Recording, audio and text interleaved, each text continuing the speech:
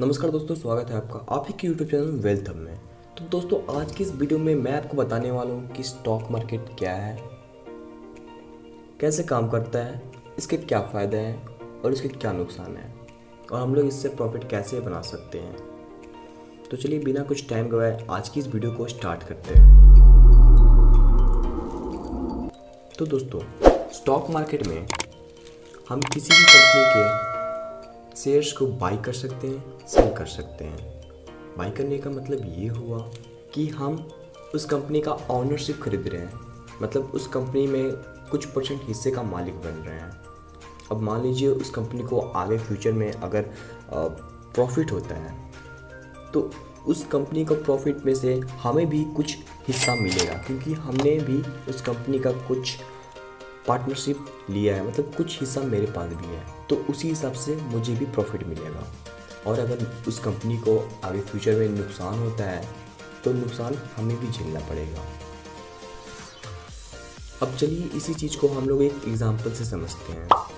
मान लीजिए मैं और एक मेरा फ्रेंड भी है और मेरे पास 5,000 रुपये है और मुझे एक कंपनी स्टार्टअप करना है, बट मुझे रिक्वायरमेंट है 10,000 रुपये की और मेरे पास है सिर्फ 5,000 रुपये। तो मैंने उस फ्रेंड से बोला कि भाई मुझे 5,000 रुपये की ज़रूरत है और मैं कंपनी इस्टेब्लिश कर रहा हूँ और मैं तुम्हें 50% का पार्टनर बनाऊँगा अगर तुम मुझे 5,000 रुपये दो। तो उसने मुझे 5,000 रुपये दिए, और अगर आगे फ्यूचर में प्रॉफिट होता है तो उस प्रॉफिट में 50% का हिस्सेदार वो और 50% का हिस्सेदार मैं रहूँगा, और अगर नुकसान भी होता है तो नुकसान हम दोनों का होगा।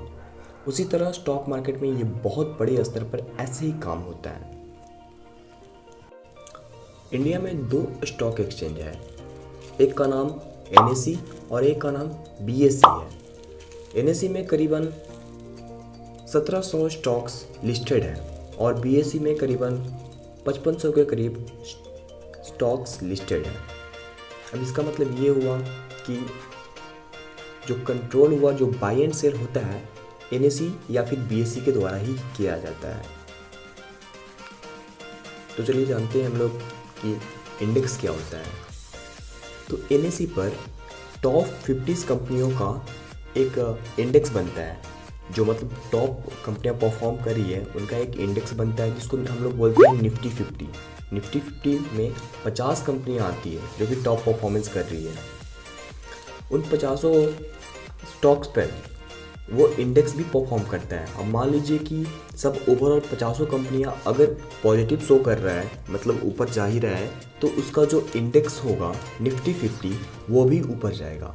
अगर 50 में से मैक्सिमम कंपनियां डाउन नीचे जा रही है तो उसका इंडेक्स भी उसी तरह परफॉर्म करेगा, मतलब वो भी नीचे जाएगा।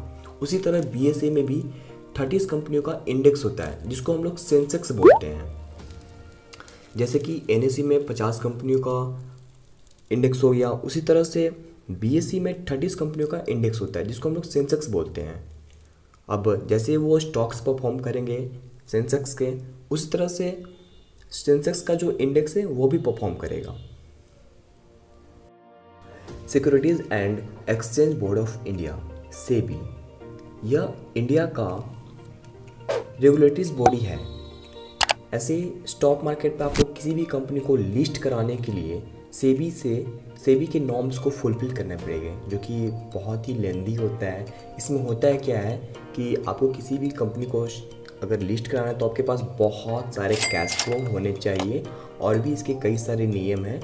अगर ऐसा नहीं रिस्ट्रिक्शन लगाया जाए तो ऐसे बहुत सारे कंपनियां हैं जो कि लिस्ट हो करके बहुत सारे स्कैम्स करके पैसे ले जाएं। इसीलिए हर एक कंट्री में रेगुलेटरी बॉडी होता है, और इंडिया का रेगुलेटरी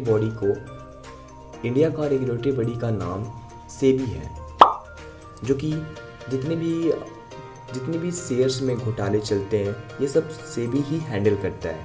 जो जितने भी घोटाले चल रहे हैं उसको हटाना, उसको रिस्ट्रिक्ट करना, उसको बैन करना, उसको उस कंपनी को लिस्ट से अनलिस्टेड करना, ये सभी कामें SEBI का होता है। जैसा कि मैंने आपको बताया कि अगर आप किसी कंपनी का शेयर खरीदते हैं तो आप उतने शेयर का जितना भी वैल्यू होगा उतने का आप मालिक हो चुके होंगे। तो कंपनियों के फाउंडर्स क्या करते हैं कि वो अपने जितने भी उनके अगर 100% इक्विटी है तो उसमें से कुछ परसेंट मतलब मैक्सिमम परसेंट हिस्सा वो खुद के पास रखते हैं। इससे होता है ये कि वो डिसीजन मेकिंग पावर को अपने अपने कंट्रोल में और अपने हाथों में रखते हैं।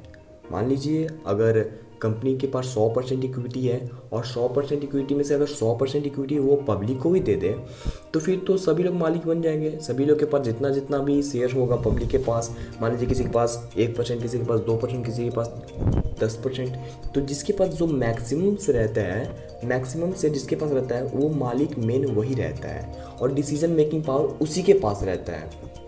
ऐसा नहीं है कि सभी शेयर्स के वैल्यू अलग अलग होंगे, वैल्यू सभी शेयर्स के उतने ही होंगे, पर मैटर करता है क्वांटिटी कि आपके पास कितना क्वांटिटी में शेयर है और इनके पास कितना क्वांटिटी में शेयर है। जितना सब जिसके पास जितना ज़्यादा क्वांटिटी में शेयर रहेगा डिसीजन मेकिंग पावर उसी के पास रहेगा। तो कंपनियां क्या करती है कि सबसे ज़्यादा शेयर्स को अपने पास ही रखती है, जिससे डिसीजन मेकिंग पावर वो अपने हैंडल में रखती है। तो आई होप आपको इस वीडियो से काफ़ी कुछ सीखने को मिला होगा। अगर आपको ये वीडियो पसंद आया हो तो please do smash the like button and please do share with friends. अगर आपको इसके सिवाय किसी भी तरह का कोई भी वीडियो चाहिए इससे रिलेटेड तो आप मुझे कमेंट सेक्शन में कर सकते हैं, और आपका किसी भी तरह का प्रश्न हो तो आप कमेंट सेक्शन में आकर कमेंट कर सकते हैं। मैं उस कमेंट का रिप्लाई करने की कोशिश ज़रूर से ज़रूर करूँगा। तो मिलते हैं फिर किसी एक नए वीडियो के साथ में, तब तक के लिए जय हिंद।